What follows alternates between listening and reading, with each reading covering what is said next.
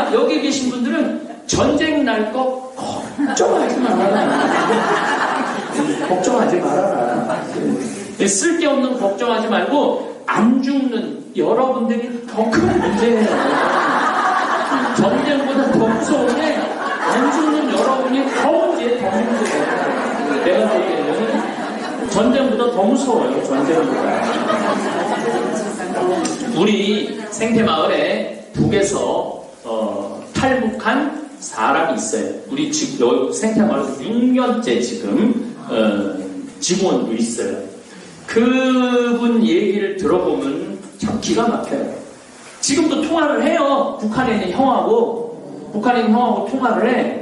뭐 지금 북한이 뭐 핸드폰이 500만 대가 있다고 그러잖아요. 그러니까 북한이 개방을 안 할래야 안 할 수가 없는 상황이에요. 그리고 형한테 돈 보내줘요.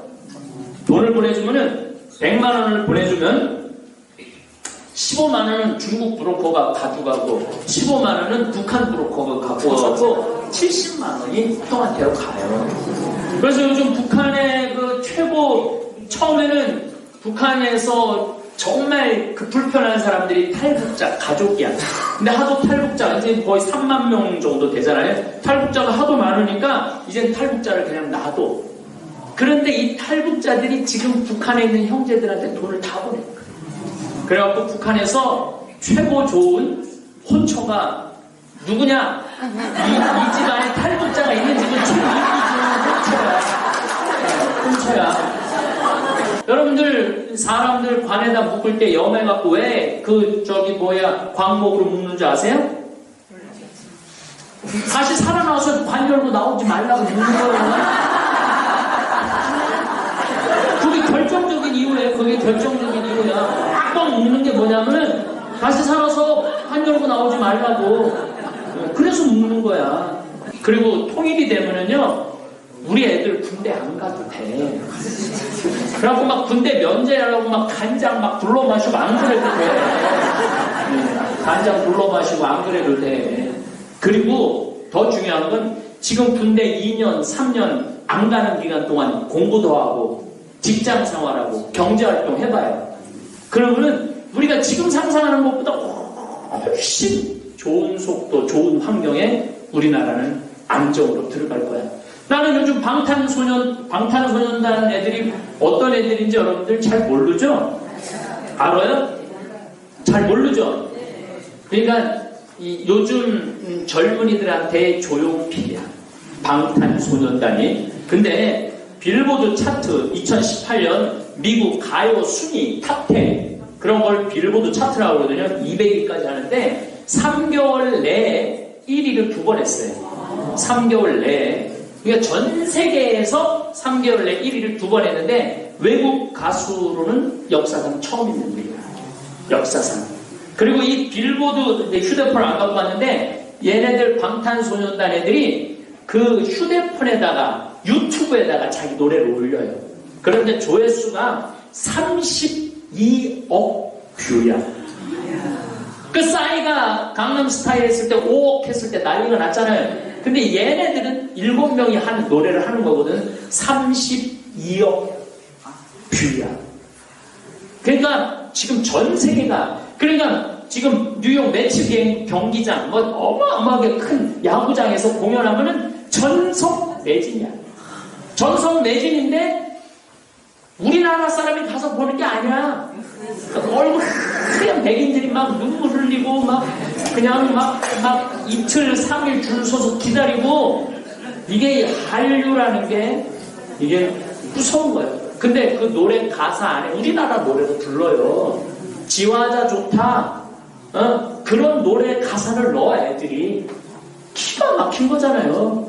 그러니까 일본의 방탄소년단 애들이 일본 침략한 거 그거 하니까 출연하지 못하겠는데 전 세계가 난리가 났잖아요. 왜 그러느냐고. 그럼 방탄소년단 애들 2년 동안 군대 갔다 오면은 이게 국가적으로 얼마나 이게 손해야. 그런 애들 군대 안 가도 되고 마음껏 펼칠 수 있는 게 남북한 통일이에요. 그리고 내가 왜 남북한 통일을 더 간절하게 바라느냐 하면 지금 2,400만, 2,500만 명 정도 되는데 예수님의 복음 말씀을 못 듣잖아. 이 기가 막힌 예수님의 복음 말씀을 못 듣잖아.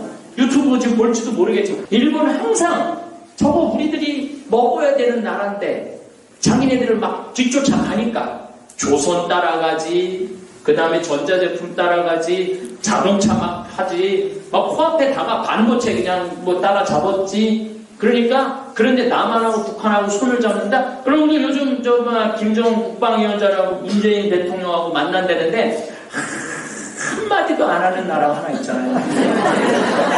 일본은 한마디도 안 하잖아요. 통일을 원하지 않는 거예요. 심지어 1990년서부터 2010년까지 성장 없는 20년을 일본을 보냈어요. 그때 일본 정말로 밑에 극우들은 뭐라 그랬냐면은 남북한이 전쟁이 한 번 더 일어나야 된다고. 그래야지 자기네 나라가 발전한다고. 그러니까 여러분들 일본은요, 내가 달력에다 써놨어요.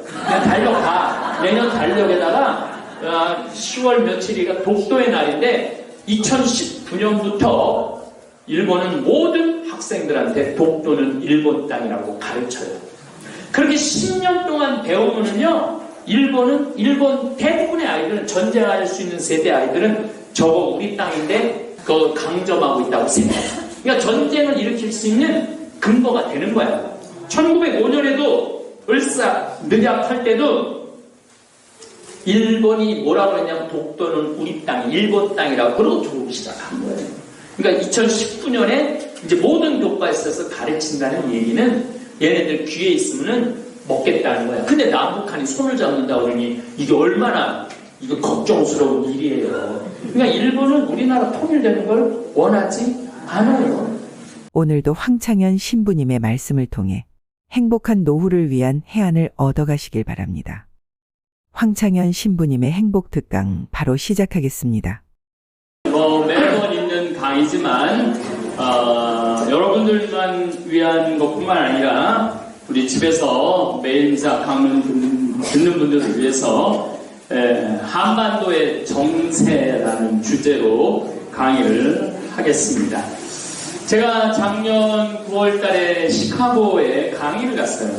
시카고에 강의를 갔는데 할아버지 한 분이 막 강의를 하려고 그랬는데 손을 딱 드시더니 신부님, 지금 내일 모레 한국에서 전쟁이 일어난다는데 여기서 지금 강의하고 계시면 어떻게 하느냐고, 대한민국 지켜야 되지 않느냐고. 제가 그 얘기를 듣고 그때 한 얘기가 있어요. 전쟁 안 일어난다. 전쟁은 일어날 수가 없다.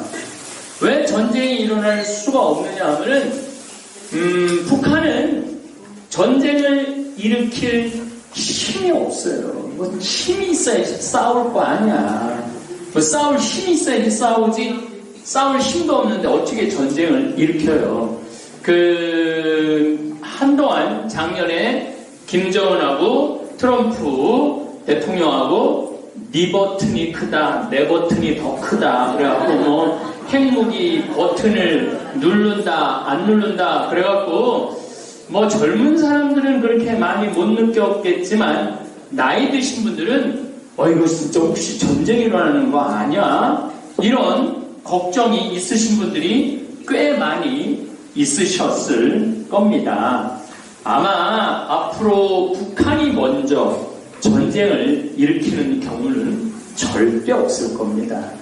왜냐하면 북한하고 남한하고 군사력을 비교해도 우선 경제력은 우리나라가 100이면은 북한은 4.5예요. 그러니까 이게 뭐 경제력이 싸움도 좀 비슷해야지 싸우는 거지 경제력 차이 자체가 너무나 많이 납니다. 그리고 북한이 만약에 전쟁을 일으키면은 지금 북한 비행기로는 38선을 넘을 수 있는 비행기는 한 대도 없어요. 한 대도 없어요. 북한은 미그 15, 미그 17, 미그 19, 미그 21, 미그 29기를 써요. 뭐 미국이 많이 들어봤죠? 이거 2차 세계대전 때 쓰던 전투기예요. 그리고 1980년대 미그 29기 좀 들여왔어요. 그나마 전투기 비슷한 게 미그 29기예요. 근데 여기 2차 세계대전 때 그 쓰던 비행기는 그 비행기 기관총 정도, 뭐 우리나라처럼 뭐 미사일을 뭐 쏜다든가 이런 비행기는 거의 없어요. 그리고 이거는 일반적인 상식인데 북한은 1년에 비행시간이 15시간밖에 안 돼요. 그러니까 이 조종사가 1년에 15시간 타는 거야. 뭐냐면 한 달에 1시간 정도 타는 거예요. 우리나라는 비행시간이 1년에 180시간 정도 돼요. 그러니까 2차 세계대전 때 있었던 비행기, 1960년대 있었던 비행기, 이런 비행기하고 지금 최첨단의 비행기를 가지고 있는 한국하고 전쟁이 일어나 봐야 북한이 이제 뭐 장사정포 이런 게 있어요. 이런 게 한 40km 정도 되는데 이것도 참 우리가 잘 몰라서 그런데 얘네들이 한번 포를 쓰면은 뒤로 물러나갖고 터널로 들어가야 돼. 왜냐하면 한번 포를 쓰면 그 열기를 찾아내갖고 우리가 그 자리에 타격을 하면은 안 되니까 일단 터널 속으로 들어가서 숨었다가 좀 이따가 또 나와서 쏴야 돼요. 우리나라의 포하고 북한의 포하고 개념이 달라요. 우리나라는 전투기가 F4, F5, F15, 지금 F35, 이건 뭐 지금 한 60대 정도 들여온다고 하는데 이건 스텔스기예요. 아이 저 신부님 무슨 얘기하는 거야? 하여튼 찌하기 좋은 전투기하고 북한은 2차 세계대전 전투기하고 싸운다 이렇게 생각하시면 돼. 보통 뭐 F35, F15 정도는 거의 9톤, 10톤의 폭탄을 싣고 뭐 폭탄도 그냥 한 번 막 60km, 70km 전방에 있는 거 미사일로 잡아가고 쏴 대는 거예요. 그러니까 이게 군사력으로 일단 안 돼요. 해군력은 어때냐? 해군은 우리나라가 이지스함이라는 게 세 척이 있어요. 배길이가 한 130m 정도 되는 이지스함이 세 척이 있는데 이게 이지스라는 게 신의 방패라는 뜻이거든요. 그러니까 이 이지스함 안에 동시에 한 1000개 정도의 이 목표물을 찾아낼 수 있고 타격을 할 수가 있어요. 그러니까 북한은 이지스함이 있느냐? 없어요. 북한이 강한 게 있는데 잠수함이 강하죠. 북한이 잠수함이 강해요. 그런데 뭐 전쟁이 일어나면 한 이틀 정도 우리가 분리할 거예요. 이틀 정도. 육군 같은 경우는 만만치 않아요. 근데 제가 항상 농담 반, 진담 반 하는 얘기가 100만 정도가 돼요. 육군이, 북한이. 그런데 넘어올 트럭이 있어야지 넘어오지.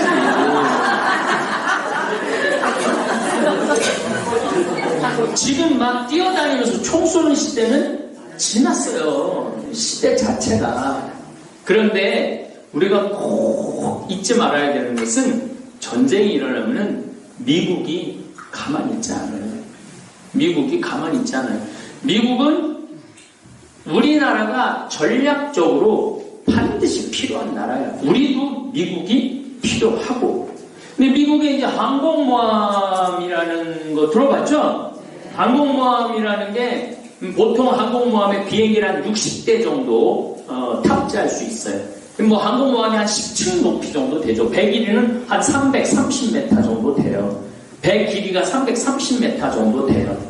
육산 빌딩 가봤죠? 네. 육산 빌딩 그 길이보다 더 길어, 배 길이가. 그러니까 거기에 비행기가 뜨고 큰 거 말할 것도 없고. 그러니까 배 높이가 한 1층에서 한 10층 정도 되는데 그러면은 보통 한 5층, 6층, 7층에 비행기가 다 들어있는 거야. 그래갖고 엘리베이터 올라오듯이 쫙 올라와갖고 가판에서 뜨는 거예요. 그 항공모함이 보통 한 나라의 군사력 정도 돼요. 한 항공모함이 한 6,000명 정도 항공모함에 있을 수 있는데 서해 바다에 한 대, 동해 바다에 한 대, 그래갖고 양쪽에 딱 서서 한 이틀만 북한 두들기면은 북한은 거의 없어질 거예요. 그러니까 북한이 먼저 전쟁을 일으키는 경우는 없다. 그리고 북한은 이미 미국과 자기네들 사이의 전략적 차이를 너무너무 잘 알아요. 그래서 이제 우리나라가 이제 1989년경에 노태우 대통령 때죠. 우리나라가 경제가 엄청나게 발전을 했어요. 경제가 엄청 발전을 했는데 이제 수출을 할 만한 다 했는데 우리가 그때 수출을 못한 곳이 있었어. 공산권. 공산권에는 물건은 잘 만드는데 이거 수출을 해야 되는데 국교가 안 맺어졌잖아요. 그때 노태우 대통령이 미국한테 가서 그랬어요. 우리 중국하고 소련하고 국교 맺겠다. 그러니까 미국은 니네는 북한하고 국교 맺어라. 우리는 중국하고 소련한테 물건 팔아먹겠다. 미국이 반대했어요, 그때. 근데 우리가 국교를 맺었죠. 그래갖고 중국하고 소련에다가 그때부터 물건을 어마어마하게 팔아먹었어요. 우리 형님도 LG 그때 다녔는데, 그때 소련에 판 에어컨, 자동차 이런 게 어마어마했어. 그래갖고 이제 북한도 이제 우리도 이제 먹고 살아야 되니까 미국한테 갖고 수교해달라고 미국 외무상, 그러니까 북한 외무상을 미국에 보냈어. 공산당 아주 최고 높은 사람을 보냈는데 미국이 우린 싫다. 그래갖고 미국이 수교를 거절했어요. 미국이. 그러니까 북한이 가만히 있어봐. 이거 남한은 중국하고 소련하고 국교를 다 맺어냈는데 우리는 국교를 못 맺으니까 이거 안 되겠다. 자력 갱생. 이게 이제 우리는 수출 경쟁, 수출 주도 정책을 폈고 그때부터 이거 우리끼리 살아야 되겠다. 그래서 뭐를 했느냐면 핵을 개발하기 시작한 거예요. 그래서 5차 핵실험까지 한 거예요. 작년까지만 해도 5차 핵실험을 해서 이제 핵을 딱 잡았어. 핵을 잡았어도 그래도 미국한테는 안 되니까 이제 네 버튼이 크니 내 버튼이 크니 그러면서 이제 협상의 카드로 나온 거죠. 그 덕에 이제 우리 문재인 대통령하고 김정은 국방위원장하고 전격적으로 만나는 바람에 사실은 작년에 미국에서는 북한 침략 계획을 갖고 있었어요. 그래 전격적으로 만나는 바람에 갑자기 상황이 변한 거예요. 그래갖고 이제 트럼프도 김정은 국방위원장을 만나고 이렇게 이제 돌아가게 돼 있어. 그러니까 여기 계신 분들은 전쟁 날 거 걱정하지 말아라. 걱정하지 말아라. 쓸데없는 걱정하지 말고 안 죽는 여러분들이 더 큰 문제예요. 전쟁보다 더 무서운 게 안 죽는 여러분이 더 문제예요. 내가 보기에는 전쟁보다 더 무서워요. 전쟁보다. 우리 생태마을에 북에서 탈북한 사람이 있어요. 우리 지금 생태마을에서 6년째 지금 직원도 있어요. 그분 얘기를 들어보면 참 기가 막혀요. 지금도 통화를 해요. 북한에 있는 형하고 통화를 해. 지금 북한이 핸드폰이 500만 대가 있다고 그러잖아요. 그러니까 북한이 개방을 안 할래야 안 할 수가 없는 상황이에요. 그리고 형한테 돈 보내줘요. 돈을 보내주면은 100만 원을 보내주면 15만 원은 중국 브로커가 가져가고 15만 원은 북한 브로커가 갖고 와서 70만 원이 형한테로 가요. 그래서 요즘 북한의 그 최고 처음에는 북한에서 정말 그 불편한 사람들이 탈북자 가족이야. 근데 하도 탈북자 이제 거의 3만 명 정도 되잖아요. 탈북자가 하도 많으니까 이젠 탈북자를 그냥 놔둬. 그런데 이 탈북자들이 지금 북한에 있는 형제들한테 돈을 다 보내. 그래갖고 북한에서 최고 좋은 혼처가 누구냐? 이 집안에 탈북자가 있는 집은 최고 인기 좋은 혼처야. 그만큼 개방이 돼 있다는 얘기예요. 그만큼. 그리고 북한은 지금 두 당이 있다고 그러잖아요. 공산당하고 장마당하고. 두 당이 있대, 두 당이. 공산당하고 장마당하고. 그만큼 이렇게 개인 사업이 지금 막 활성화가 되고 있어요. 그런데 그렇게 활성화하고 있는 반면, 전기는 우리 주창덕 형제가 탈북할 때는 하루에 1시간 전기가 들어왔대요. 근데 지금은 30분밖에 안 들어온대. 지금 우리 주창덕 형제가 있는 데는 그 압록강 있는 데예요, 사는데. 그러니까 평양만 살만하지 평양 그 벗어나서는 지옥이야, 지옥. 그러니까 김정은 국방위원장은 스위스 유학을 갔다 온 사람 아니에요. 그 기가 막히게 잘 사는 나라를 보고 안 가냐. 김여정 동생하고 같이 유학을 했어요. 그러니까 자기도 이게 나가서 보고 온 사람하고 안에 있는 사람하고 다른 거야. 그러니까 이 인민들 배골려서는 안 되겠다 생각하고 전격적으로 두 손 들고 나온 거예요. 그래서 우리가 남북한이 교류도 하고 자기네들 개방하겠다는 거예요. 그래서 경제 제재 풀어달라는 거예요. 그런데 이렇게 북한이 전격적으로 손을 들고 나왔는데 남한하고 북한하고 합치는 거, 통일되는 거 원하지 않아요, 주위 사람들. 일본 가장 원하지 않는 나라가 일본이에요, 일본. 왜냐하면 일본은 우리나라의 한반도에 대해서 어떤 생각을 갖고 있냐면 자기네 나라 속국이라고 아직도 생각하고 있어요. 우리가 잘못 지금 생각하고 있는 거지. 우리가 이 병이 언제부터 들어왔느냐면 삼국시대, 그 다음에 고려시대 때는 일본이라는 국가 개념이 없었어요. 해적, 도둑놈 개념을 갖고 있었어요. 해적이다, 도둑놈 개념을 갖고 있었어. 그리고 세종대왕 때는 대마도에 17,000명의 우리 해군을, 수군을 보내요. 그래갖고 하도 해적질을 많이 하니까 다 두들겨 잡아갖고 조공을 받아.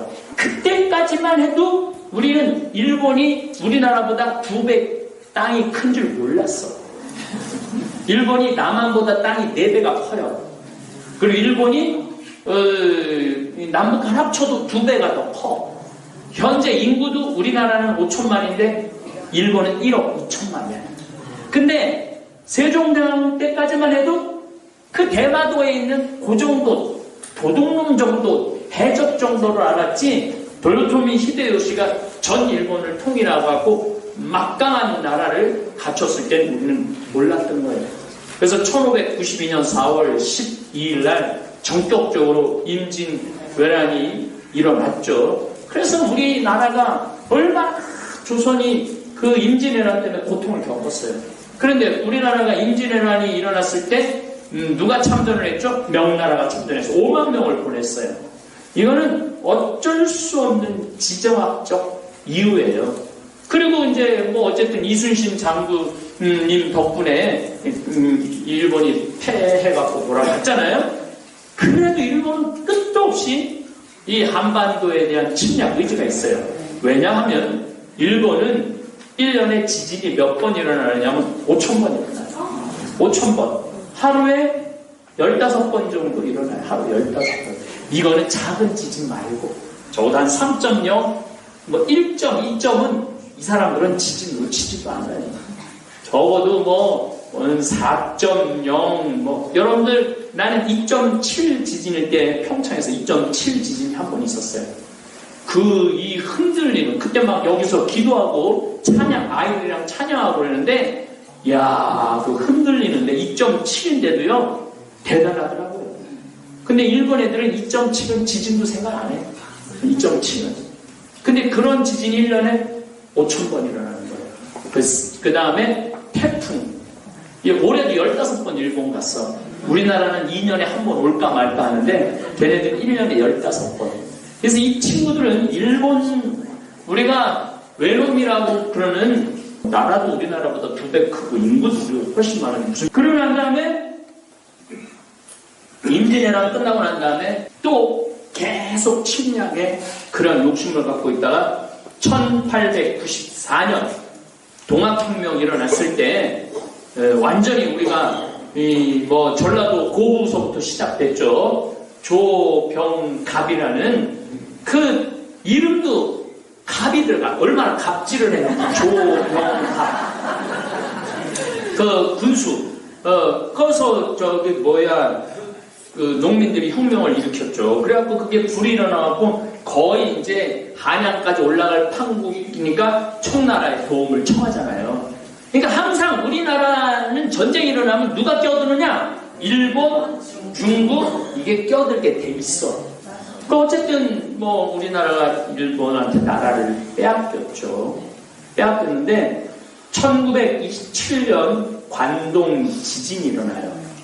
그때 10만 명 정도가 죽어요. 일본 사람들.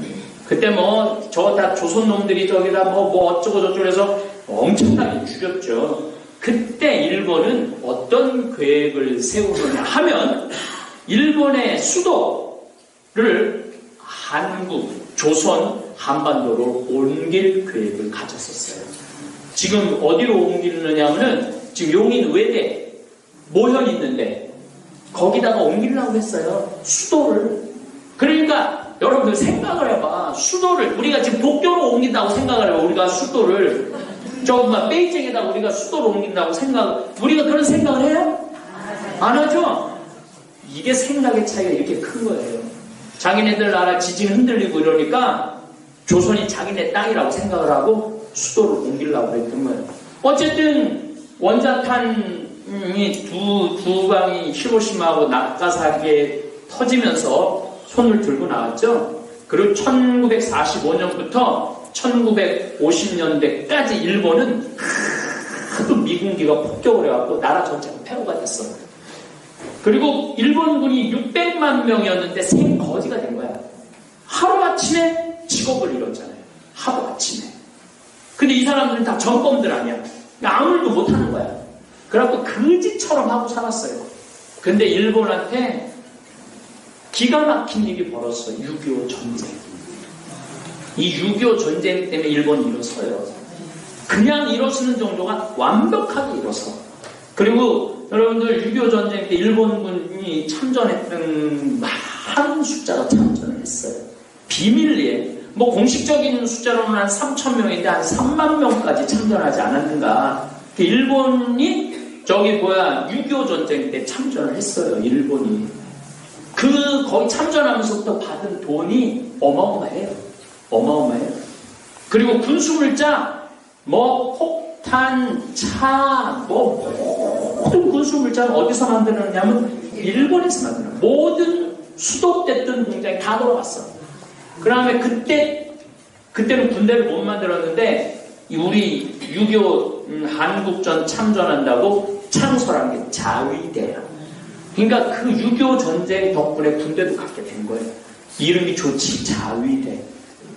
그런데 이런 남한하고 북한하고 이제 통일을 한다고 그러면은 이게 여러분들이 반쪽 먹는 게 쉬워요? 큰 덩어리 한쪽 먹는 게 쉬워요? 반쪽 먹는 게 훨씬 쉽잖아요. 그리고 우리나라가 지금도 일본을 따라잡고 있는데 여러분들 난 그거 공부할 때마다 참 기가 막혀. 소니가 언제적 소니야. 소니가 손들고 나온 지 10년이 넘어. 일본 가전회사 전체가 파는 전자제품보다 삼성이 파는 전자제품이 더 많아요. 이게 대단한 거죠.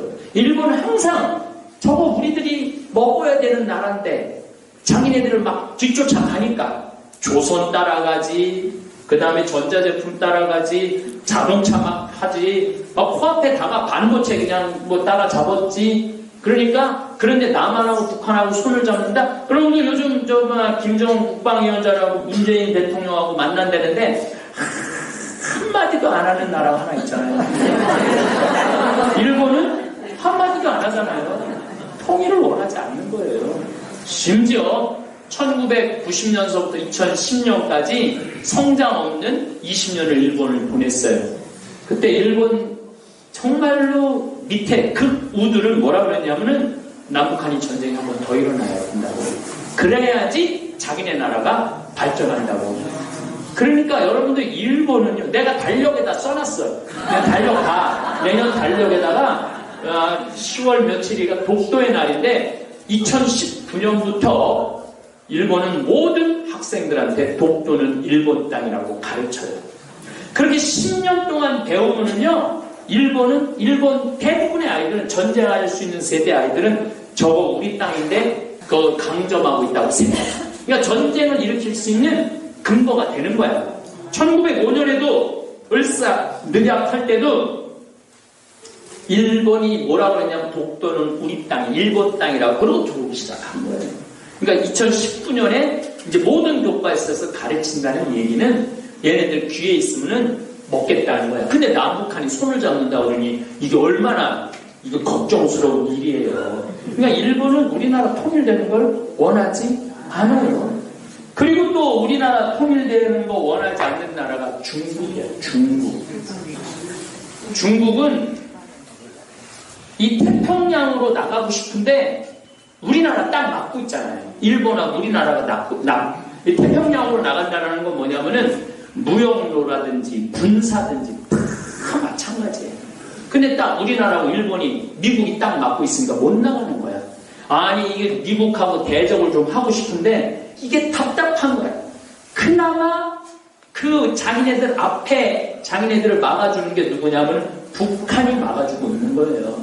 직접 우리하고 북한, 우리나라가 압록강 경계에 있으면 이 사람들은 우리나라하고 경계를 두는 게 아니라 미국하고 경계를 둔다고 생각을 해요. 그러니까 6.25 전쟁 때 우리가 압록강까지 올라갔는데 마오쩌둥이 뭐라고 그랬어요? 그 유명한 말이 있죠. 순망치한이라고 입술이 없으면 이가 시리다. 그래갖고 중공군 140만 명을 보내줘요. 그래서 여러분들 6.25 전쟁 때 중공군 14만 명이 죽어요.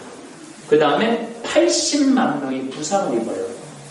어마어마한 양을 투여해갖고 그 북한을 지켜낸 거야. 근데 그렇게 지킨 북한이 만약에 손들고 남북한 통일이 돼갖고 이제 우리는 민주주의 하겠다. 그러면은 중국은 완전히 미국하고 맞다는 거예요. 그러니까 중국도 미진한 거예요. 또 지금 이제 북한의 지하 자원 엄청나게 캐가고 있다고 해요. 지금 엄청나게 캐가고 있는데 그걸 못 캐갈 거 아니야. 우리가 개발하면은 그거 못 개발하는 거 아니에요. 참 그런 거를 이렇게 생각해 보면은 임진왜란 때도 명나라가 들어왔지. 우리 이 동학혁명 때도 청나라가 들어왔지. 6.25 전쟁 때도 일본도 여기 들어왔지. 중국도 들어왔지. 이게 지정학적 위치 때문에 그래요. 그래서 우리는 일본, 이 세계 강대국 속에 둘러싸여 있는 거야. 중국, 러시아. 러시아는 소련 시대 때 세계 미국에 맞선 나라 아니야. 중국은 지금 미국하고 맞서고, 일본은 이 1980년대, 70년대 경제로 막 미국 막 따라잡으려고 막 그랬잖아요. 그때 미국이 양털깎기라는 게 있어요. 확 뺏는 게 있어요. 미국. 막 경제가 발달하면 막 뺏어. 지금 이제 일본은 이제 다 잡았어. 이제 일본은 두 손 다 들었어. 이제 미국한테. 근데 중국이 막 따라오려고 그러니까 어떻게 해? 지금 중국대를 잡고 있잖아요. 이것도 얘기하려고 그러면 아주 복잡한 과정이 있어요. 아주 복잡한 과정이 있어요. 이 미국 사람들이 정말로 겉보기에는 그냥 민주주의 자유 어쩌고저쩌고 해도 뒤로 챙길 거는 다 챙기는 나라예요. 그래서 우리의 절대적인 우방국가이긴 하지만 그건 우리는 알고 우리가 만나야 돼. 그리고 이제 또 통일 원하지 않는 나라가 있어요. 그게 누구냐면 미국이 원하지 않아요. 미국이 우리나라 통일되는 거 원하지 않아요. 왜냐하면은 미국이라는 나라는 뭘로 유지되는 나라냐면 여러분들 미국 제품 사는 사람 거의 없어요. 미제는 크고 기름 많이 들고 튼튼하긴 해도 우리나라 같은 사람한테는 미제가 안 어울려. 우리나라 일본 다 마찬가지야. 이 물건은 대한민국 메이드 인 코리아 이게 최고야. 세계 최고. 그럼 미국이라는 나라는 어떻게 돌아가느냐? 무기 팔아서 돌아가는 나라예요. 전쟁해서 돌아가는 나라예요. 지금 우리나라가 지금 올해도 한 80억 달러를 무기를 수입을 했어요.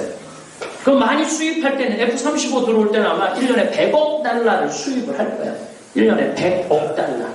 근데 우리가 지금 미국한테 베트남 전쟁 때도 우리나라가 참전했잖아요. 그래갖고 강력한 정말로 어떻게 보면은 좀 슬픈 얘기지만은 우리는 이제는 미국에 거의 속국 비슷한 거예요. 그 형님이 해자고 그러면은 해자고 그러는 대로 해야 되는 입장이 있어. 국제 정세 안에. 근데 지금 미국이 야, 너 이거 무기 사야 돼. 그럼 우리 사야 돼. 너 이번에 이거 사야 돼. 그럼 우리 사야 돼요.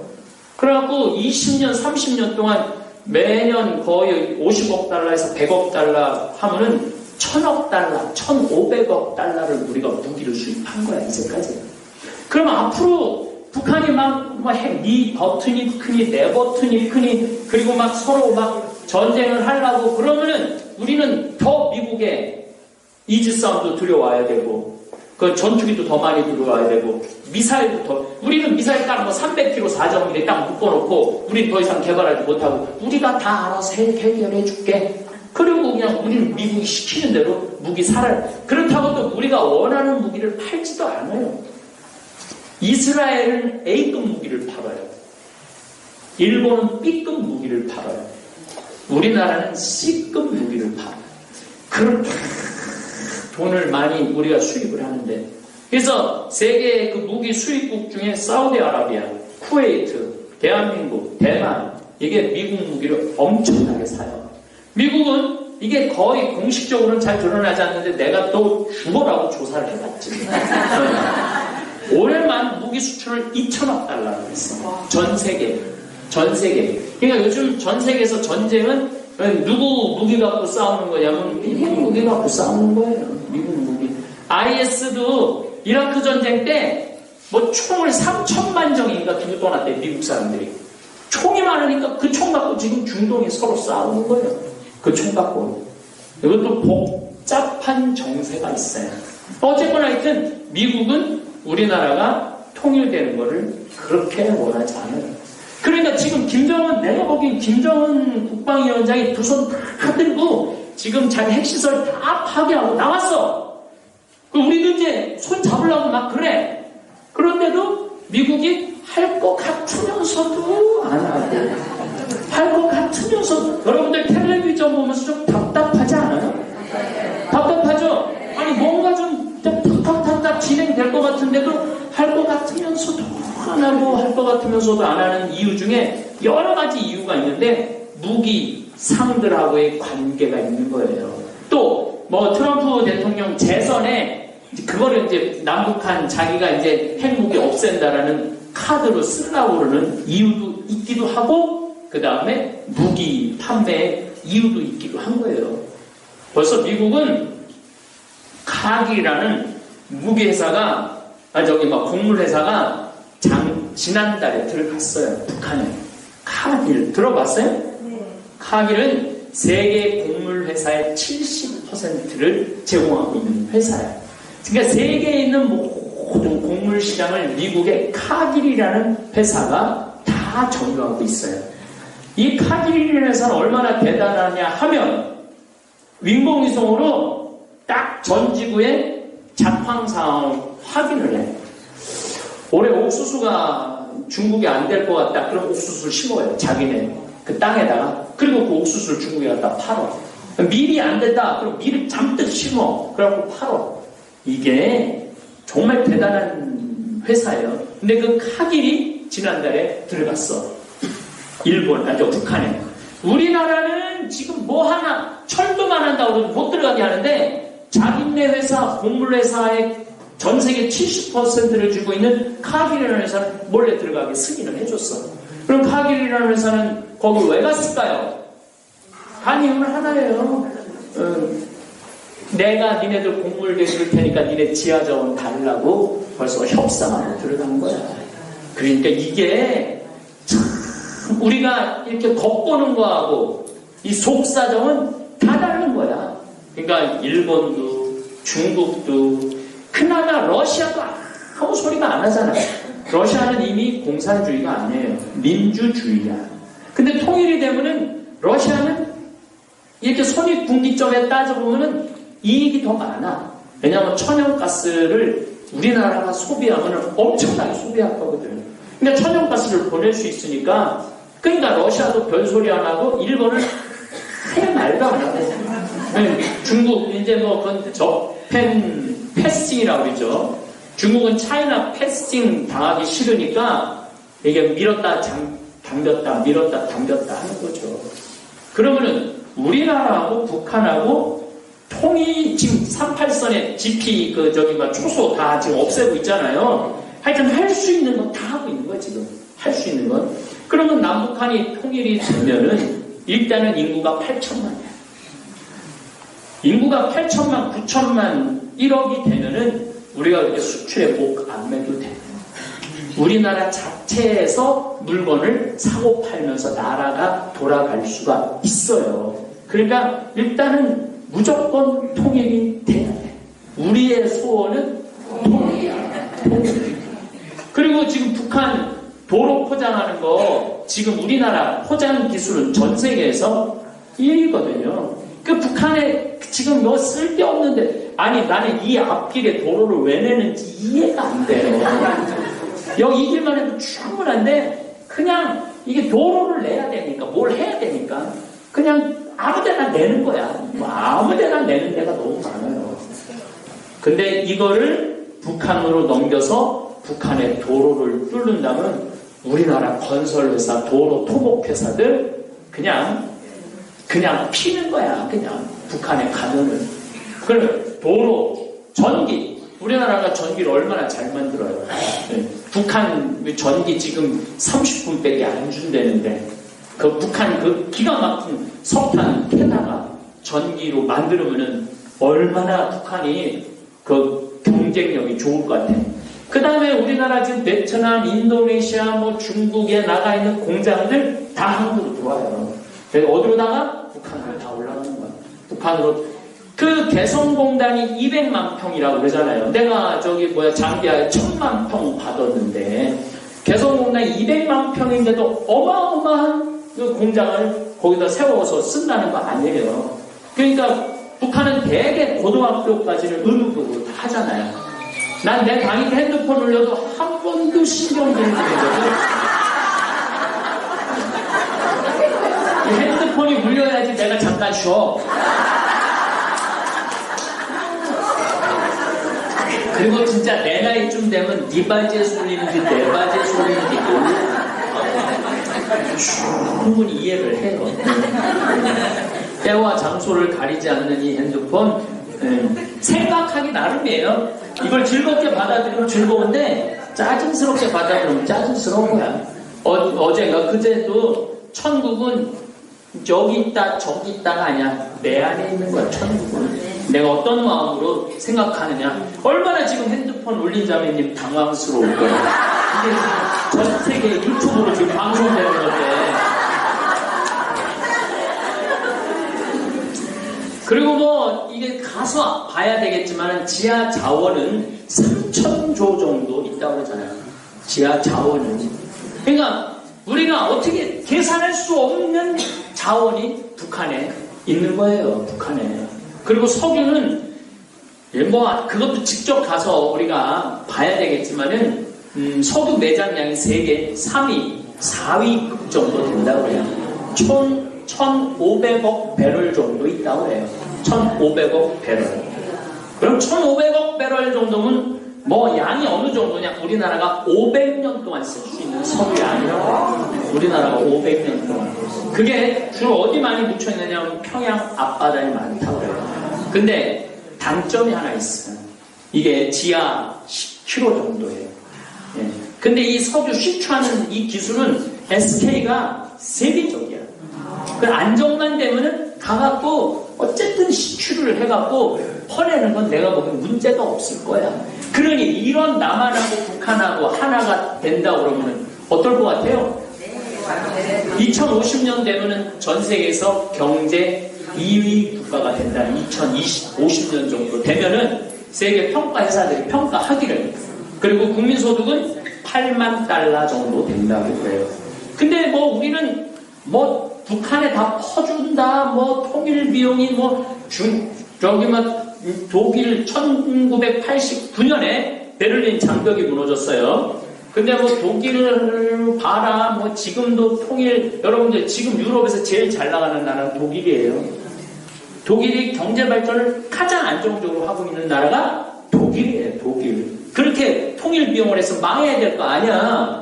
망해야 되는데 지금 독일이 가장 안정적으로 나라가, 물론 요즘, 그리고 여러분들 요새 경제위기 그러는데 6.25 전쟁 끝나고 지금까지 경제위기 아닐 때가 언제 있었어요?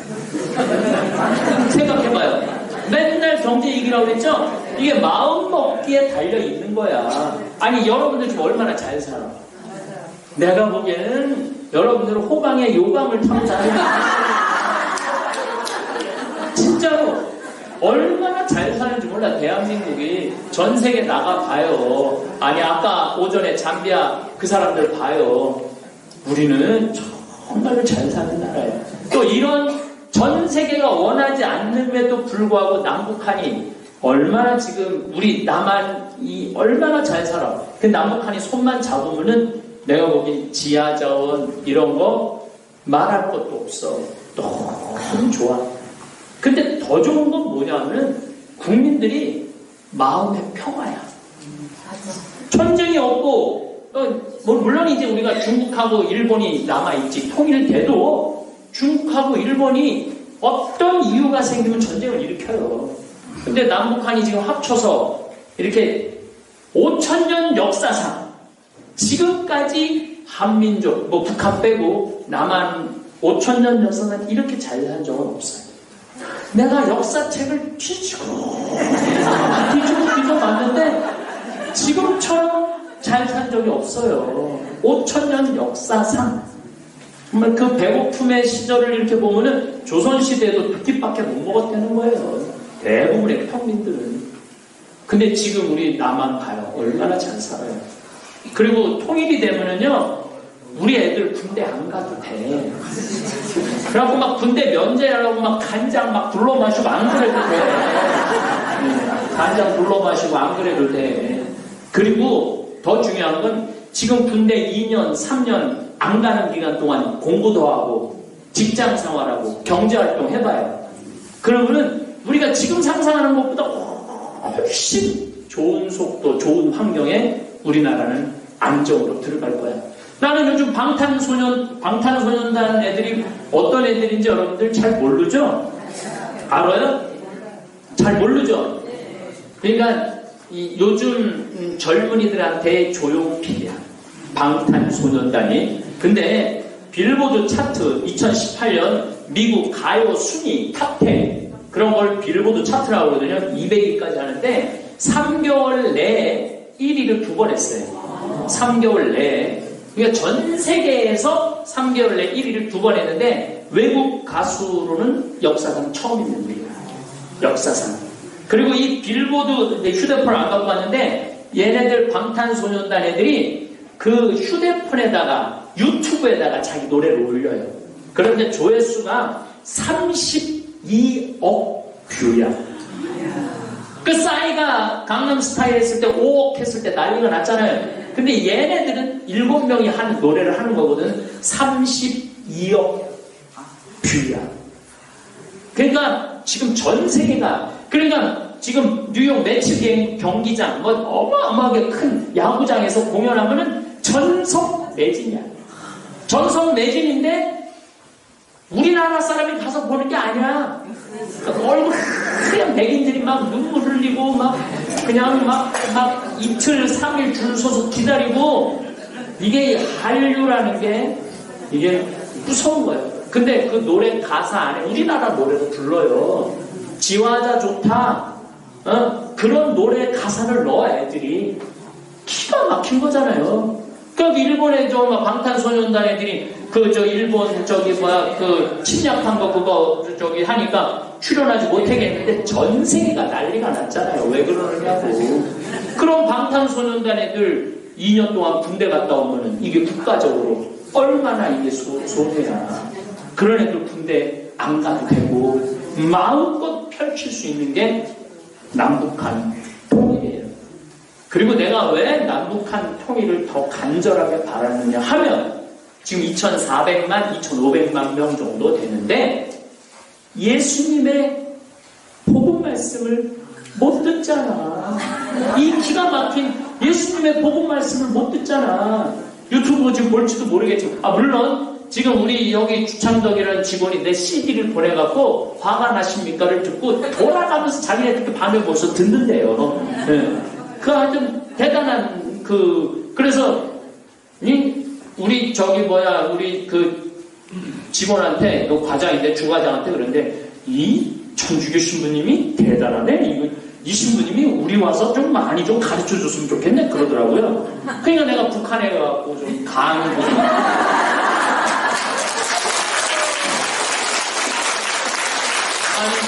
그 예수님의 기가 막힌 그 사랑의 이 가르침도 좀 진리의 가르침도 좀 가르치고 좀 마음껏 신앙생활도 하고 좀 사람답게. 지금 북한은요 내가 함경도에서 평안도로 갈라 그러면은 그 증명서가 5개가 있어야 되는데 5개. 그러니까 이동의 자유도 없는 거예요. 여기 지금 오늘 아마 경기도에서 온 분들, 서울에서 오신 분들, 부산에서 오신 분들, 대구에서 오신 분들, 그래, 내가 막 하려고 그랬어. 전주에서 오신 분들, 여러분들, 이게 지금 대한민국 남한에서 사는 게요. 그런데 문제는 이 사람들이 우리 주과장은 평양에 한번 가는데 보름 걸린대요. 기차가 가다가 전기가 없어서 쓰는 거야. 전기가 와야지. 거기 다 전기로 가거든요. 기차가. 전기로 가니까 그리고 시속 무슨 20km, 10km 그 산이 많고 이러니까 올라가다가 그냥 서버리는 거야. 전기가 안 오면은. 참. 근데 여러분들은 자가용으로 2시간, 3시간이면은 그냥 왔다가 또 바람같이 또 KTX는 서울역에서 여기 평창까지 KTX는 1시간 반이야. 청량리는 1시간 10분이면 와. 참. 그러니까 서울서부터 부산까지 2시간이면 내려가고 김정은 동생이 서울에서 와갖고 평창으로 KTX 타고 동계올림픽 가면서 소리가 나나 뭐가 기차 소리가 나요? KTX 타면은 스르르 하잖아요.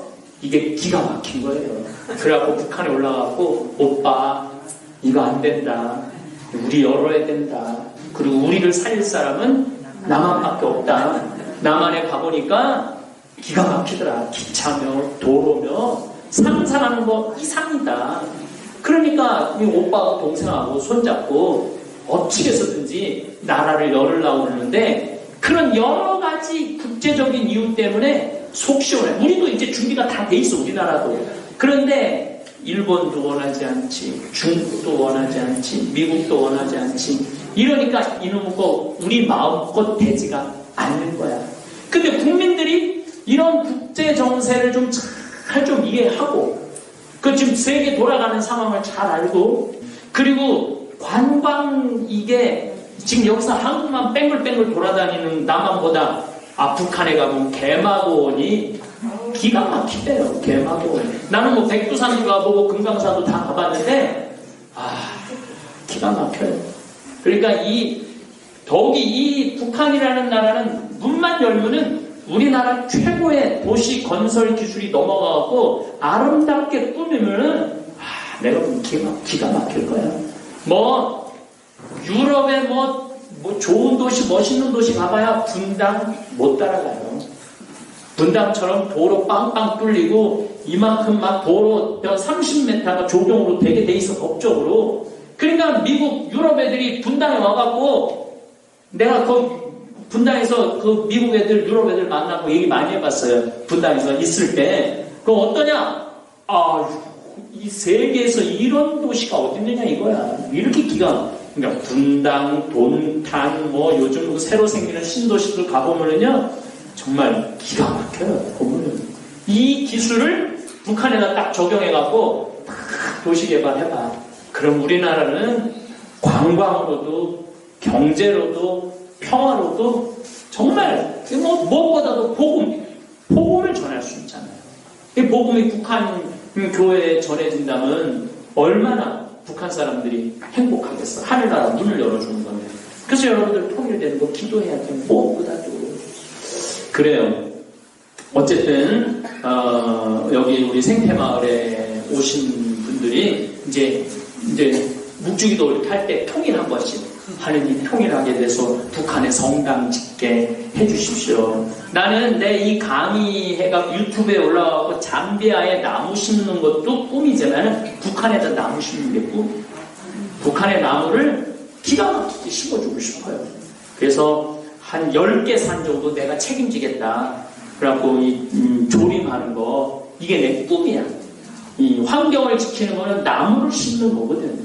그래서 여러분들 유튜브 한번 보면은 북한에다 나무 하나 심는 거다 이렇게 생각하시면 좋을 것 같아요. 또 내가 오늘은 여러분들한테 직접 강의를 하겠지만 다음에는 하나 힌트를 주면은 내가 요즘 죽음에 대한 공부를 하거든요. 죽음에 대한 책을 쓰고 있어요. 근데 너무 재밌어. 얼마나 재밌다고 느끼죠? 여러분들 사람들 관에다 묶을 때 염해갖고 왜 광목으로 묶는 줄 아세요?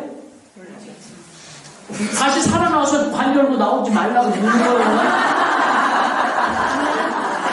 그게 결정적인 이유예요. 그게 결정적인 이유야. 꽉 묻는 게 뭐냐면은 다시 살아서 관 열고 나오지 말라고.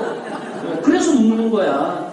근데 내가 요즘 죽음에 대한 이렇게 책을 쓰면서 우리가 죽음에 대한 문화에 대해서 잘 알면은 죽음을 좀 쉽게 받아들이겠더라고. 그래서 다음에 기회 되면은 이 죽음에 대한 문화에 대한 이야기를 또 해드리도록 하겠습니다. 또 재미난 프로그램 많이 함께 해주시길 바라겠습니다. 감사합니다. 복음 말씀 듣겠습니다. 루카가 전한 거룩한 복음입니다. 그때 예수님께서는 낙심하지 말고 끊임없이 기도해야 한다는 뜻으로 제자들에게 비유를 말씀하셨다. 어떤 고을에 하느님도 두려워하지 않고 사람도 대수롭지 않게 여기는 한 재판관이 있었다. 또 그 고을에는 과부가 한 사람 있었는데 그는 줄곧 그 재판관에게 가서 저와 저의 적대자 사이에 올바른 판결을 내려주십시오 하고 졸랐다. 재판관은 한동안 들어주려고 하지 않다가 마침내 속으로 말하였다. 나는 하느님도 두려워하지 않고 사람도 대수롭게 여기지 않지만 저 과부가 나를 이토록 귀찮게 하니 그에게는 올바른 판결을 내려 주어야겠다. 그렇게 하지 않으면 끝까지 찾아와서 나를 괴롭힐 것이다. 주님께서 다시 이르셨다. 이 불의한 재판관이 하는 말을 새겨들어라. 하느님께서 당신께 선택된 이들이 밤낮으로 부르짖는데 그들에게 올바른 판결을 내려주지 않으신 채 그들을 두고 미적거리시겠느냐? 내가 너희에게 말한다. 하느님께서는 그들에게 지체 없이 올바른 판결을 내려주실 것이다. 그러나 사람의 아들이 올 때 이 세상에서 믿음을 찾아볼 수 있겠느냐? 주님의 말씀입니다. 그리스도님 찬미합니다. 오늘은 제가 특별히 토요 특강을 준비했습니다. 우리의 소원은 통일, 또 한반도 정세라는 주제로 강의를 했습니다. 여러분들 조금 긴 시간이지만은 이 강의를 들으시면은 요즘 매일 뉴스에서 이야기하는 여러 가지 상황을 이해하시는데 도움이 될 겁니다. 또 오늘 복음에 비춰본다면 우리가 북한, 그 고통받는 북한 주민들, 우리 남한에서 쌀이 남아갖고 지금 우리가 막 바다에 버리는 이런 의미보다 북한 주민들한테 쌀도 좀 보내주고 더욱 중요한 것은 복음 선포, 그들이 신앙을 가질 수 있도록 끊임없이 주님한테 기도하자는 의미로 강의를 준비했습니다. 강의 잘 들어주시기 바랍니다. 감사합니다. 오늘은 노후에 돈이 많이 들지 않으면서 행복한 노후를 보낼 수 있도록 도와주는 취미 활동을 소개해드리겠습니다. 첫 번째는 탁구입니다. 우선 탁구의 제일 큰 장점은 다른 운동보다 근력과 체력이 덜 요구되어 남녀노소 같이 즐길 수 있습니다. 시간당 칼로리 소비량은 강도 높은 자전거, 수영, 달리기 운동과 비슷한 에너지 소비량을 자랑합니다. 30분당 300칼로리 이상을 소모하므로 다이어트에도 효과적입니다. 또 심혈관 건강에 좋습니다. 탁구를 한 달만 해도 심폐 기능이 향상되고 체력이 높아지는 것을 느낄 수 있습니다. 심폐 기능이 개선되고 체내 지방 성분이 줄어들어 혈관이 강화됩니다. 당뇨와 고지혈증, 고혈압 등 거의 모든 성인병은 혈관의 노폐물과 지방 성분 증가로 발생하는데 탁구를 하면 빠르게 없앨 수 있을 정도로 건강에 효과적인 운동입니다. 또 탁구는 저렴한 비용과 더불어 공간 제약과 날씨의 영향이 적습니다. 공간을 적게 차지하고 날씨의 영향을 받지 않기 때문에 운동하고 싶을 때 언제든 할 수 있다는 자유로움이 있습니다. 집중력도 높일 수 있고 가볍게 운동하면서 부상 위험이 적은 스포츠이기 때문에 80대까지 무리 없이 즐길 수 있는 취미입니다. 두 번째는 독서입니다. 매일 책을 조금씩 읽는 것만으로도 두뇌의 정신활동이 자극이 됩니다. 한 연구에 따르면 독서는 뇌의 노화 방지에 높은 효과가 있기 때문에 알츠하이머 및 치매와 같은 정신장애를 늦춘다고 합니다. 독서가 뇌를 자극하고 활동성을 유지하여 뇌의 힘과 능력을 유지할 수 있습니다. 평소 짧은 영상, 자극적인 영상 등 주변에 노출되어 있는 많은 것들이 우리의 집중력을 떨어뜨리고 게으르게 만듭니다. 하지만 독서를 하는 동안 집중력을 향상시킬 수 있습니다. 또 노후에 독서는 무언가에 몰두할 수 있는 정신적인 공간을 제공하면서 노년의 일상적인 걱정으로부터 덜어주는 역할을 합니다. 매일 책 10장씩이라도 읽는 습관을 들이셔서 건강한 뇌와 정서적 안정감을 얻으시길 바랍니다. 이처럼 독서는 노후에 꼭 필요한 취미 활동입니다. 세 번째는 걷기입니다. 걷기는 노후 운동으로 가장 기본적이면서도 인기 있는 운동 중 하나입니다. 나쁜 콜레스테롤과 중성지방 수치를 떨어뜨려 심혈관계 질환 예방에 도움이 됩니다. 특히 맨발 걷기는 발바닥 전체를 지압하는 효과가 있어 혈액순환을 촉진하고 신진대사를 활성화해 보이지 않는 속 건강을 지키는데 이롭습니다. 또 걷기는 수면 호르몬 분비를 촉진해 수면의 양과 질을 동시에 개선시킬 수 있으므로 평소 불면증이 있는 사람에게 효과적입니다. 우울증 완화에도 큰 도움이 되는데요. 맑은 공기를 마시고 햇볕을 쬐면 행복 호르몬이라고 불리는 세로토닌 분비가 촉진되어 불안감과 우울감 등이 완화됩니다. 중년 여성들이 흔히 겪는 갱년기 증상 완화에도 큰 도움이 됩니다. 몸이 나빠지는 걸 막고 지금의 건강을 유지하는 데는 걷기만한 운동이 없습니다. 걷는 습관이 쌓이면 인생 후반에 보다 건강한 모습으로 되돌려받을 것입니다. 네 번째는 그림 그리기입니다. 어느 한 연구에서는 그림 그리기는 기분을 좋게 만드는 신경전달 물질인 도파민을 증가시키고 스트레스 호르몬을 줄여준다고 합니다. 실제로 저도 그림 그리는 취미를 가지고 있는데요. 그림을 그릴 때 복잡한 마음과 우울한 감정이 어느새 침착하게 바뀝니다. 그림 그리기는 손의 신경을 자극하는 운동적 요소가 뇌를 자극하여 두뇌 운동에 좋습니다. 미국 알츠하이머 협회에서는 미술을 할 때 불안감이나 우울증이 완화된다고 하는데요. 치매 환자 대부분은 전에 미술 공부를 한 적이 없지만 그림을 그리기 시작하면서 놀랄 정도의 창의적인 그림을 그려내며 증상이 좋아졌다고 합니다.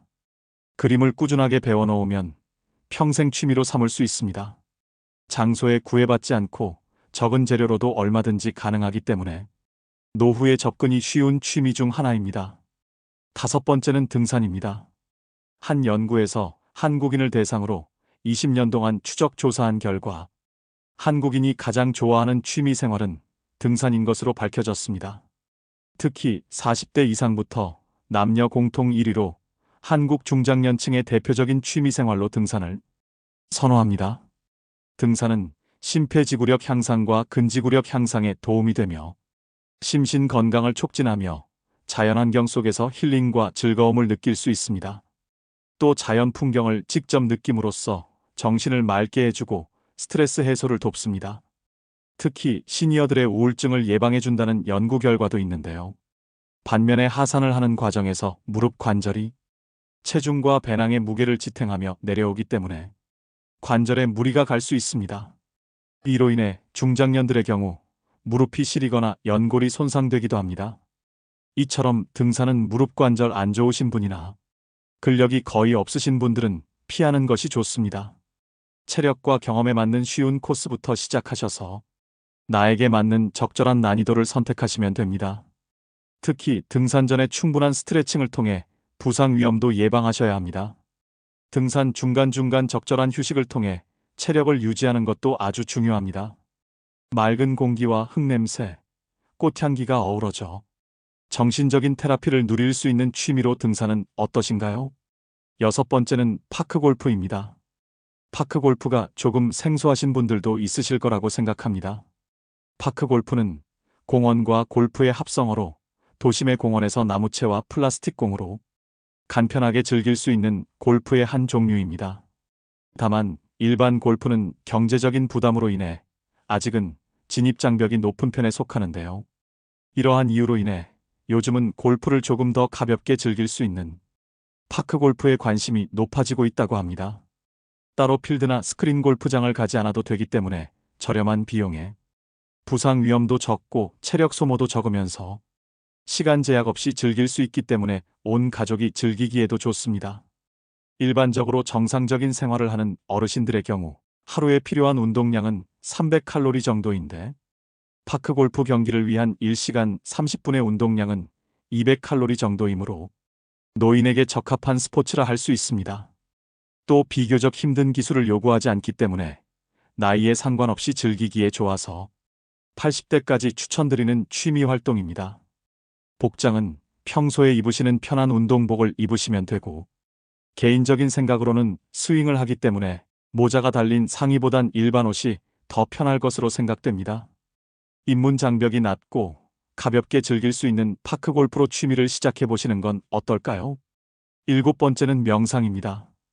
연구에 따르면 명상은 스트레스에 아주 효과적인 치료법이라고 합니다. 스트레스는 신체에 미치는 영향이 어마어마한 만큼 부정적인 결과를 불러올 수 있습니다. 또 명상은 자존감과 전반적인 기분을 개선하는 데 도움이 되고 다양한 연구 결과에 따르면 명상은 우울증 치료에 좋은 영향을 준다고 합니다. 4,600명을 대상으로 한 연구 결과에서 명상이 우울증을 유발하는 염증성 화학물질의 분비량을 감소시킨다는 사실이 확인되었습니다. 기억력 개선에도 도움이 되는데 우리가 무언가를 더 잘 기억할 수 있게 하고 마음을 젊게 유지하도록 도와줍니다. 심지어 알츠하이머병과 같은 질병 예방에도 긍정적인 효과를 얻을 수 있는데요. 하루에 단 10분씩이라도 정기적인 명상을 하는 것은 더 균형 잡히고 만족스러운 삶을 이루는데 기여하여 종합적인 신체 건강과 안녕을 높일 수 있습니다. 젊은 사람뿐만 아니라 나이가 든 사람에게도 적극 권장되는 취미 활동입니다. 8번째는 수영입니다. 수영의 가장 큰 장점은 우리 몸의 많은 근육을 효율적으로 사용한다는 것입니다. 물속에서 하는 운동이기 때문에 관절에 무리를 주지 않으면서도 평소에 잘 사용하지 않는 팔, 어깨 등의 근육을 사용합니다. 수영을 1시간 동안 하면 걷기에 34배인 700칼로리를 소비하게 됩니다. 이처럼 수영보다 다이어트에 더 효과적인 운동은 많지 않다고 하는데요. 이런 이유로 다이어트를 목적으로 수영을 선택하는 사람들이 많다고 합니다. 노인의 경우 기구를 사용하는 고강도 운동은 연골 손상으로 부상의 위험이 있지만 수영은 무중력 운동이라 안전한 운동입니다. 갓 태어난 아기부터 체력이 저하된 노인까지 즐길 수 있는 평생 스포츠라고 불리는 수영을 취미로 시작해보시는 건 어떨까요? 9번째는 댄스 스포츠입니다. 평소 일상생활에서 대부분의 사람들은 자세가 구부정한 모습으로 지내는데요. 구부정한 모습은 외관상에도 예쁘지 않지만 건강에도 좋지 않다는 것은 모두가 알고 있는 사실입니다. 댄스 스포츠는 기본 동작이 척추를 곧게 세운 자세에서 시작하고 춤을 추는 동안 바른 자세를 유지하며 스트레칭에도 효과가 있다고 합니다. 바른 자세를 갖고 스텝을 차근차근 밟으면서 음악까지 맞추게 되면 분명 운동을 했는데 춤까지 추게 되는 즐거운 일이 일어납니다. 아는 지인분 중에 댄스 스포츠를 시작하신 지 한 달 정도 되신 분이 있는데 마사지 샵에 갔더니 자세가 좋아져서 등뼈가 들어갔다고 하셨다고 합니다. 이처럼 댄스 스포츠는 자세 교정에 아주 좋은 운동입니다. 또 칼로리 소모가 많은 편이기 때문에 다이어트를 하시는 분들에게 좋습니다. 800m 장거리를 뛰는 것과 호흡량이 비슷한 유산소 운동으로 빠른 시간 안에 효과를 볼 수 있습니다. 댄스 스포츠는 자세 교정 외에도 하체 근력과 척추 주위의 근력 강화에도 도움이 되고 스트레스 해소에 적합해 우울증 예방에도 많은 효과가 있다는 연구 결과가 있습니다. 또 디스크와 관절이 좋지 않은 분들도 댄스 스포츠를 통해서 치료된 사람들이 많다고 하는데요. 일상에서의 스트레스를 마음껏 해소하면서 왈츠나 탱고, 줌바로 바른 자세와 예쁜 몸매도 얻고 사교와 활력을 얻을 수 있는 댄스 스포츠는 어떠신가요? 마지막으로 10번째는 악기 배우기입니다. 나이 드신 분들에게 악기 배우기를 추천하는 이유는 생활의 변화를 통한 즐거움도 있지만 배우는 과정에서 주변의 다른 분들과 교류하는 시간을 보낼 수 있기 때문입니다. 나이 들어가면서 혼자 있는 시간이 많아지기 때문에 사회적으로 좋은 친구를 만날 수 있는 계기가 될 수 있습니다. 신체적인 능력을 떨어지는 노인들은 배우기 쉬운 오카리나 우쿨렐라 등 접근하기 쉬운 악기들이 많습니다. 은퇴하고 목표를 세우기 힘든 노년기에 악기를 마스터하는 새로운 목표는 인생의 도전이 될 수 있기 때문에 긍정적인 기능을 하게 됩니다. 악기 배우기에 도전하여 성취감과 자신감 있는 노년기를 보내시는 게 어떨까요?